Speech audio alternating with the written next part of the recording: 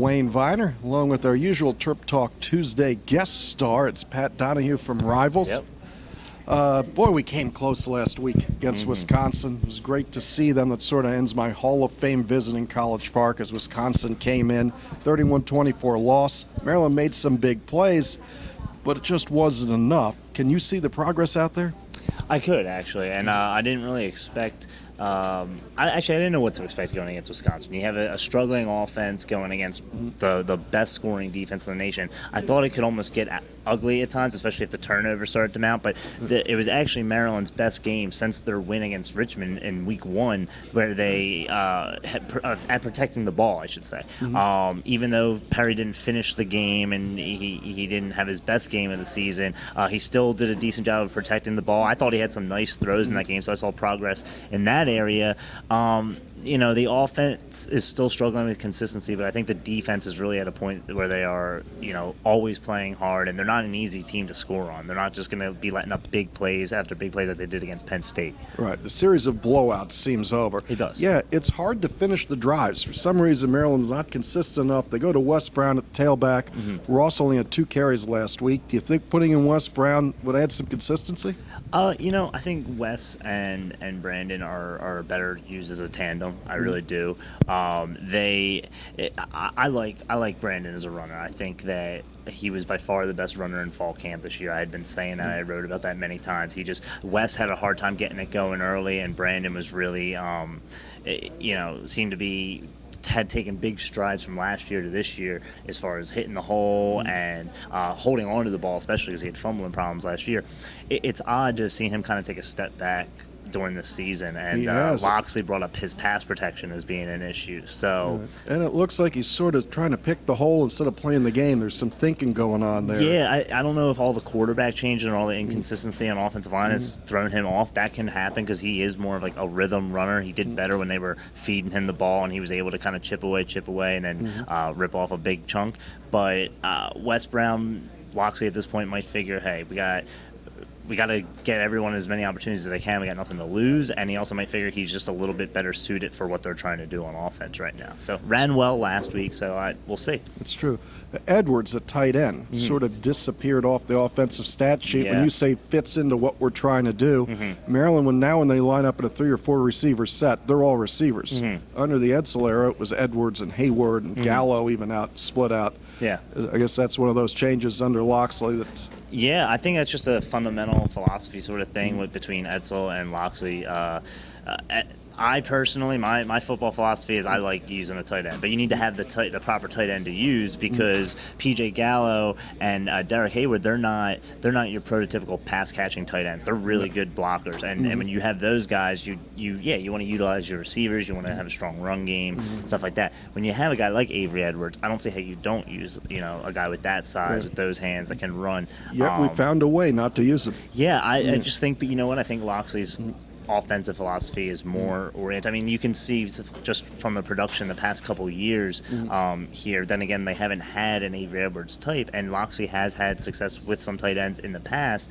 He's also, I think, just much more receiver oriented, and he's got a really good stable of receivers here, and I think he's trying to find a way to use them all. And unfortunately, that's at the expense of Avery Edwards. And speaking of those receivers, last week against Wisconsin, Maryland starts making plays on the ball. You saw DeAndre Lane deep down the middle, went and got one. DJ Moore, clearly a big effort play at the end of a long pass and a stretch to the end zone. And I saw that was missing the whole season, that other teams against us, they make plays on the ball. We didn't. Starting now, this late, to make plays on the ball, I think it's great progress. Yeah, and I think that's part of it, with Loxley wanting to play more players and more receivers is, who's going to go out and make that play. And he's finding out. DeAndre Lane's one of those guys. Notable things from Saturday. Brad Craddock dislocated his wrist.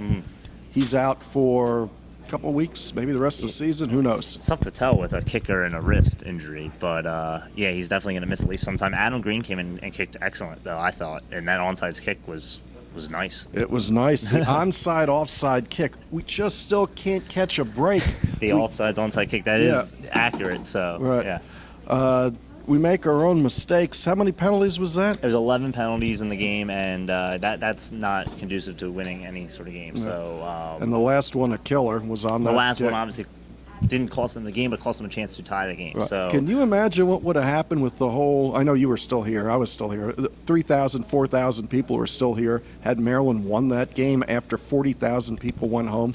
Yeah, and honestly, I have a bit of an issue with the amount of people that went home for that game. The weather wasn't great, but at the same time, that was a competitive game throughout, and that was homecoming. And, it's almost out of respect for the players and your school. You'd hope that more people would have stayed. Yeah. But, the people who would have stayed and would have seen that would have, good for them. It would have been very nice. They would have deserved it. Yeah, well, I was hoping to at least tie the game up just to tell everybody who left. Yep. And some people were in my own group. If you're watching this, don't leave early.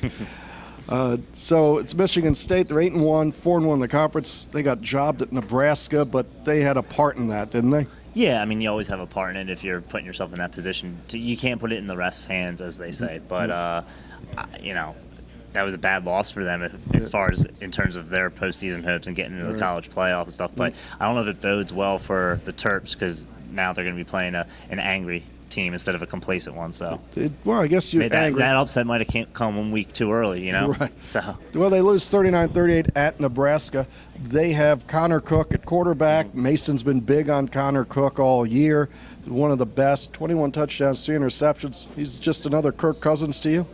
Yeah, no, Connor Cook, he might be better than Kirk Cousins. I mean, it's tough to tell now because, Kirk's been in the pros for a couple years, and I get to see a lot of Kirk Cousins with my coverage for the Redskins as well. So, and I think Kirk is a great quarterback at times, and, very obviously consistency has been his problem. I think Connor Cook has a very high ceiling and kind of almost a low floor. I think he's going to be a good NFL quarterback, and he's got obviously a little more athleticism, I think, than a Kirk Cousins does. And we'll get a good. I've seen him. I feel like more in the past. I've gotten to see some Michigan State games this year. It's kind of hard when covering obviously the Maryland games, but we'll get a really good look at him this week. And I know he's having a phenomenal season. So he's doing it well. So Michigan State after Maryland, they have at Ohio State. They get Michigan at home.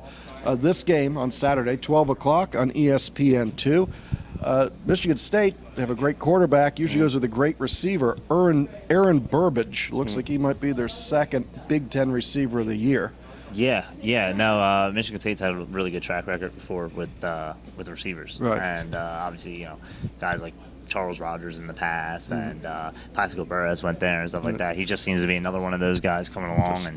They just do it. Our secondary will have their hands full again with another good receiver. When you watch them, it's like they have the same characters in the play, played by different actors, but it's the same characters. So, very much. L.J. Scott, 507 yards, 9 touchdowns, is a tailback. Last time out, we lost to him 37-15. Not much to talk about there. They've had 61 wins. I believe they are 7th in college football since the season of 2010. No, they really have been the kind of the new team in Michigan football-wise, but now Harbaugh's got obviously something to say about that. And, I mean, hey, the Wisconsin game last year didn't go too well, for us at least, for the Terps. And, Terps responded much better with this time around. So it could be the same thing against Michigan State. So they should have about 75,000 packed into Spartan Stadium. Another chance for Maryland to make a mark. Think we got a shot?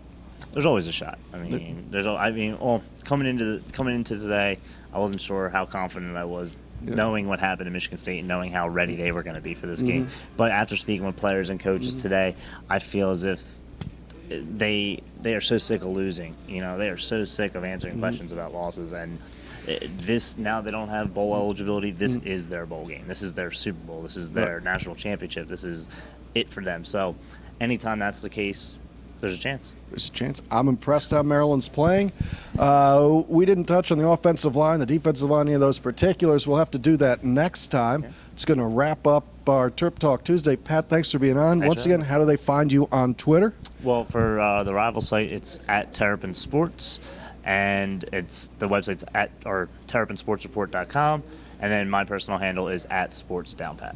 And this is Wayne Viener. You can find me at Wayne Terp for Red Turtle Productions and our friends at Rivals. Good afternoon from College Park. We hit Terminus!